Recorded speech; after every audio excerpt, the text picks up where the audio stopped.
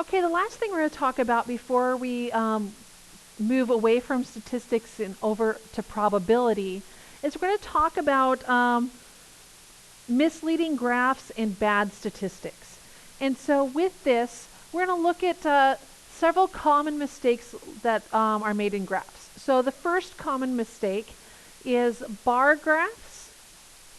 So let me grab my highlighter here. So let's go with some. So in bar graphs, the axis that measures the count, proportion, or percentage does not start at 0. If it does not start at 0 for a bar graph, it's a big mistake because it can make the graph look easier to create, but it exaggerates the differences in your bar height. And that same mistake can also happen in histograms. Now, another mistake is using pictures instead of bars for a bar graph. The pictures often get wider as they get taller, which actually makes the difference seem way bigger than it truly is because our eye sees the area of the picture, not just the height of the picture. Now on number 3, histograms that do not have the same bin width. So if you go from 2, 4, 8, 20, so this bin width for these histograms, if they're not the same, that's a huge mistake. And they need to be that same width apart. So it should instead look like 2, 4, 6, 8, 10. And you may need more bins for that, but it's the more appropriate way. And if you don't like it because your numbers are too big, then you need to pick a bigger bin for each one of your bars. Let's see. Next one, wider intervals, compared, not accurate. Okay, circle graphs. So checking your circle graphs where making sure all the pie pieces add up to 100. If they don't add up to 100, then you can't use a circle graph for that. So you have to pick a different type of graph. Stem and leaf plots, where the stems are skipped. So if you skip a stem, bad news, because it's not going to give you the true shape of the graph. So remember we were talking about symmetrical and right skewed and left skewed. By skipping that, your shape's going to be off. And then dot plots, where the number line is not numbered on consistent intervals. So that's very similar to what we were doing down here. They need to be on a consistent interval. Now keep in mind, these are the ones that we see the most often, but it doesn't mean they're the only ones. There are a lot of different things that people can do wrong. So let's look at a couple of graphs that are actual graphs that I've had students bring in from newspapers and magazines to help us illustrate that these things are really out there. So the first one is a Ford commercial, not Ford, but Chevy's, and it says that more than 98% of all Chevy trucks sold in the last 10 years are still on the road. And what you don't realize if you can't really read it, but can't tell close enough, is that here's our 98. Here's 99. Here's 100. So this is 97. This is 96. And this is 95%. So when you're looking at the Chevys, yeah, more than 98%, but look at the Ford. That's 97.5%. This is like 98.2%. There is not a huge difference there. But look at the difference in the bar. The difference in the bar makes it look like that is a huge difference. So if you're not paying attention to the numbers, it's really exaggerating that difference. And then if we go to Toyota, Toyota's here right about at 96.5. And then we go down to things that can't run. And that is 95.5. And so you can see not huge differences, still over 90% for all of them in there. So it really doesn't make sense. So what is wrong?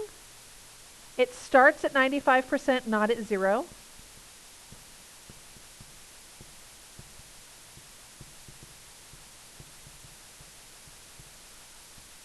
And if we were to actually start at 0, those bars would look so close together, it wouldn't look like there's a difference. And then what are they influencing you to think about the graph? They're influencing you to think that Chevys are owned longer,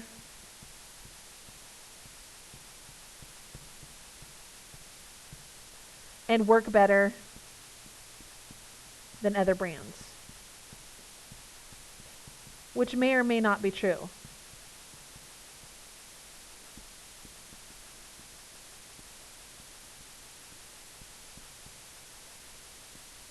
Okay, so then on our next graph, we've got the same sort of thing going. We're starting at 44.5.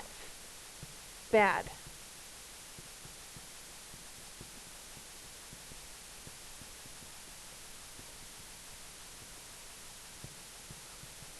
And that's not the only thing. We used a picture.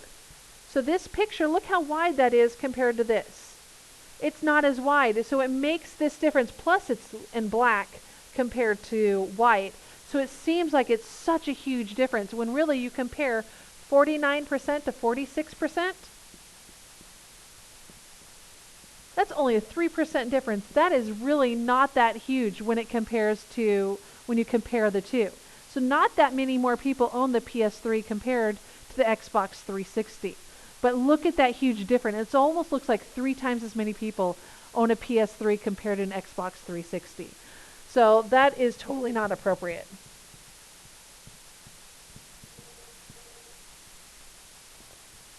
Okay, so we have pictures instead of bars. And so what are they trying to influence us to think? That you should buy the PS3 instead of the Xbox 360 because it's better.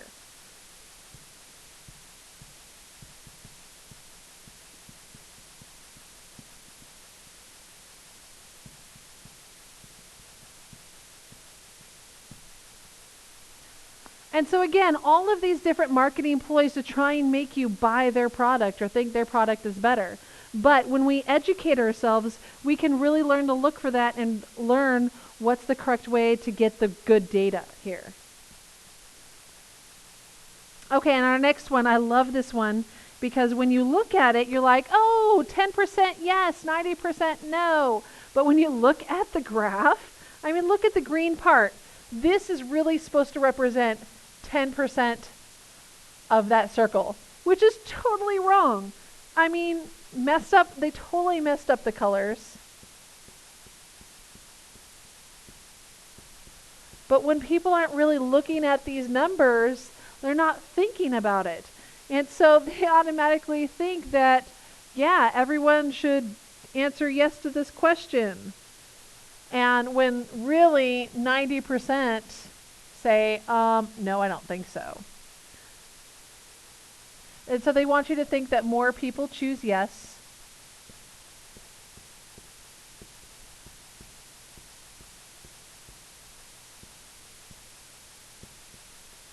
Than no. And I'm not entirely sure what the question is, but it doesn't really matter because, again, it's looking at the data and seeing what is really happening there. And so on our next one, we've got cool cats love crispy, crunchy cat chunks. More and more cats prefer it to other cat foods. No wonder with all these nutrients. And when you look at this, I mean, there's so much stuff going wrong. I mean, look at this cat. Skinny, horrible looking cat, and then you've got this nice, happy, fat one with nice fur because this one looks all scraggly and stuff like that. And then when you look at the bars, look how thin these bars are. And then look how thick these bars are. So just the width of that alone is trying to say, ooh, there's so much more here. When really, when you look at these heights, they're not all that different. Well, maybe these are. But there's no scale here to help you out. There's so much wrong. There's no scale. Fat cat picture versus scraggly cat. I don't even know if that's how you spell that. But you're kind of getting the idea here. Wider bars. And what's the whole idea? They want you to buy cat chunks. Because doesn't your cat deserve the best? And so all of these different things to modify without quote unquote lying to help you buy their product.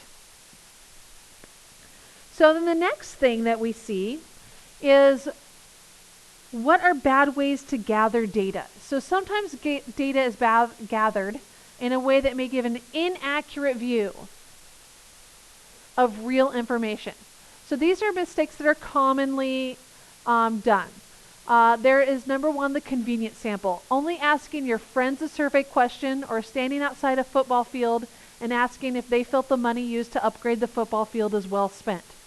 This can easily overestimate or underestimate a certain type of, a certain answer, and then it may not really represent the true population opinion about that. And so that's a very dangerous one, the convenient sample. The next one is a voluntary response, and I see this all the time. Oh, people call in or do an internet poll and stuff like that. So when people listen to the radio, they call in and give their opinions or respond online. This usually means the people who are responding feel the most strongly about the issue. And those with more moderate views really aren't well represented. And so really you're only looking at the slim few who feel strongly about it, when really there may be a ton of people who feel the opposite way. But they don't feel so strongly about it, so they're not calling in, so you don't really realize that so many people don't really care as much. Our next one is called the small sample. And it's getting information from only 10 people to represent a population of 1 million. And so that can introduce a huge amount of error. So there's always a real balance between getting enough people so you can get enough information to really figure out what's happening out there or how people feel, versus how much money it costs to sample a ton of people. Because it costs money to pay people to go ask these survey questions and contact people and get the information. But you don't want it to be too small that your data is not accurate. And the last one is improper wording. So be careful how you word your question, because how do you feel about the death penalty may get a very different response from, don't you think that all terrorists, rapists, child molesters deserve to die for the crimes they committed? Because as soon as you start putting emotion in there, because people think about someone that may have died from a terrorist attack, or someone who may have been raped, or you start thinking about child molesters and you start feeling more strongly about it. And you don't think about maybe the other case of someone who may be put to death even though they're innocent. And so by wording that a certain way, they're trying to evoke a certain reaction and get a certain answer, which may not be how you would accurately feel when you just get asked, how do you feel about the death penalty? And then, of course, on the other side, we have the question, don't you think that just one innocent life spared by getting rid of the death penalty is worth it? One innocent life. Again, by the way they're wording it, they're trying to evoke a certain feeling and response from you. So, what's the plan? What do we actually do? Well, you need to pick a manageable sample size. It needs to be enough to get an accurate representation, but small enough that you don't spend millions of dollars just trying to get information. And the next one is to pick a random sample, which is a sample where everyone in the population has an equal chance of being chosen. So not everyone has an equal chance of being your friend and chosen for this very special project. No, you need to go through and figure out, okay, here are all the people at Colony High School. I'm going to assign them a random number. And then I'm randomly going to pick a number, and those are the people I'm going to talk to and get information from. Truly random. Everyone has an equal chance of being represented, so we don't get any biases added in there. So now we're going to take a look at sample problems. Determine what is wrong about the sample and what people may be influenced to think about the information. So, you're going to a fashion show and you ask, do you think that local high schools should offer classes studying the design and creation of clothes? Well, this is what we would call a convenient sample. What's wrong with it? You went to a fashion show to ask about designing and creating clothes in schools.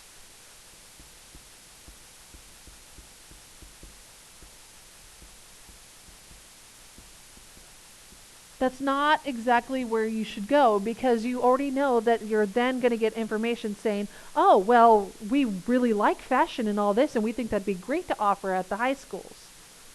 So you would end up overestimating, or too many people agreeing with that.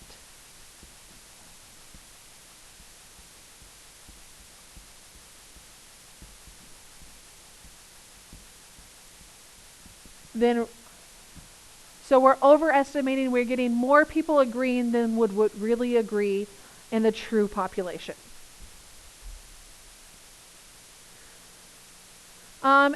Next one, asking people to take part in physical fitness challenge to estimate how fit most of the people in the community are.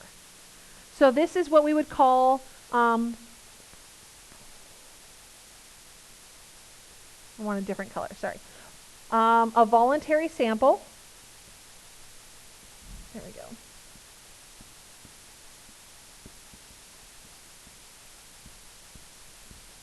So we're looking for volunteers.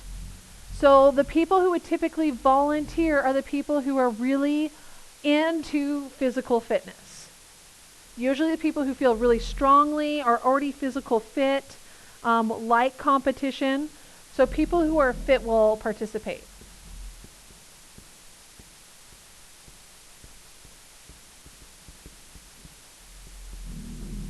Not all the people who participate will, but that's going to be your overwhelming amount of people. So it's not going to be accurate of what the community really looks like.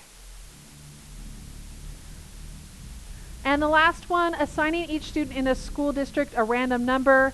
Use a computer to randomly choose 10% of the students to ask, how much stress do you get from your schoolwork? And everything about how they pick the students is good. We randomly assign, we assign a random number. We use a computer to randomly choose. But the question is, how much stress do you get from your schoolwork? So this is the wording of the question that may be off.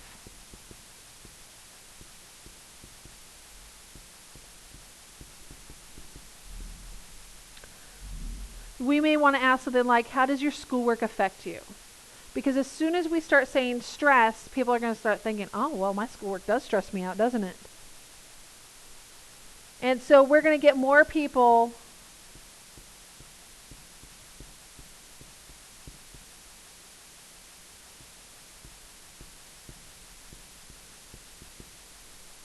answering higher amounts of stress because of the way the question was worded. So we may want to ask something like,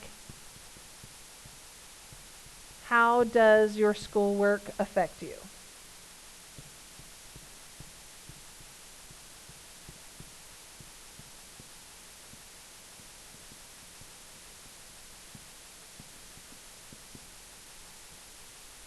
And so that's what we're going to go over in class.